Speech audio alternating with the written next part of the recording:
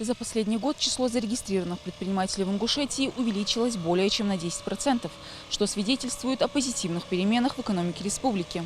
Ингушетия продолжает демонстрировать положительную динамику в улучшении предпринимательского и инвестиционного климата.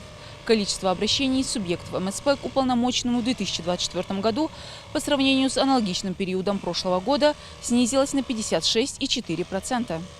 Об этом и не только отчитался на пресс-конференции омбудсмен Зелимхан Зауров. Он также отметил, что наибольший рост количества зарегистрированных предприятий в 2024 году, входящих в МСП, приходится на долю ИП. Их количество по сравнению с 2023 годом увеличилось на более чем 17%, а рост количества юридических лиц составил 35,5%. В это число вошли организации из отрасли строительства, розничная торговля, сельское хозяйство и охота, транспорт сухопутный и трубопроводный и другие. По возникающим вопросам и проблемам все они обращаются в аппарат уполномоченного по защите прав предпринимателей. В независимый государственный орган в 2024 году поступил ряд различных вопросов.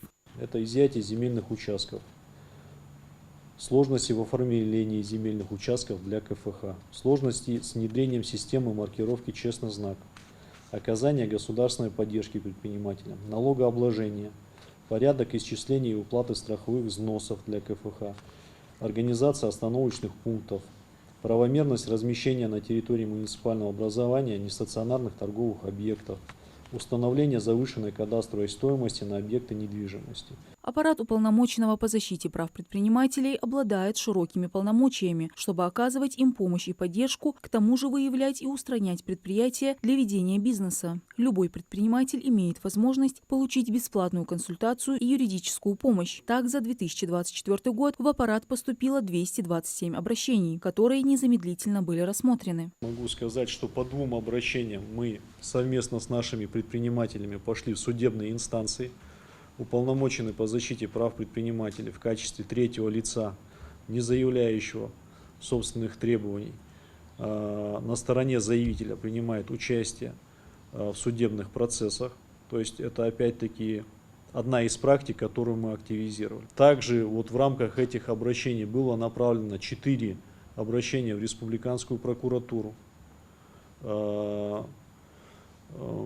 Это были обращения о привлечении к дисциплинарной ответственности ряда должностных лиц. В целях оказания мер поддержки субъектам предпринимательской деятельности в регионе созданы и действуют институты развития бизнеса. Они ориентированы на оказание комплексной консультационной, информационной и финансовой поддержки предпринимателей Ингушетии. В первую очередь здесь нужно отметить, что к нам могут обратиться только официально зарегистрированные предприниматели. Перечень вопросов – это может быть действие, бездействие органов власти, может быть какие-то действия со стороны контрольных органов, может быть у предпринимателей или объединений предпринимателей есть какие-то инициативы, предложения. По законодательству мы должны дать ответ в течение 30 дней. Аппарат уполномоченного по защите прав предпринимателей за все время своего существования в России зарекомендовал себя как действенный и востребованный механизм защиты законных прав и интересов предпринимательского сообщества. Обратиться за консультацией и помощью можно в офис аппарата в городе Назране или на официальном сайте. Мадина Цора, Магаз 24.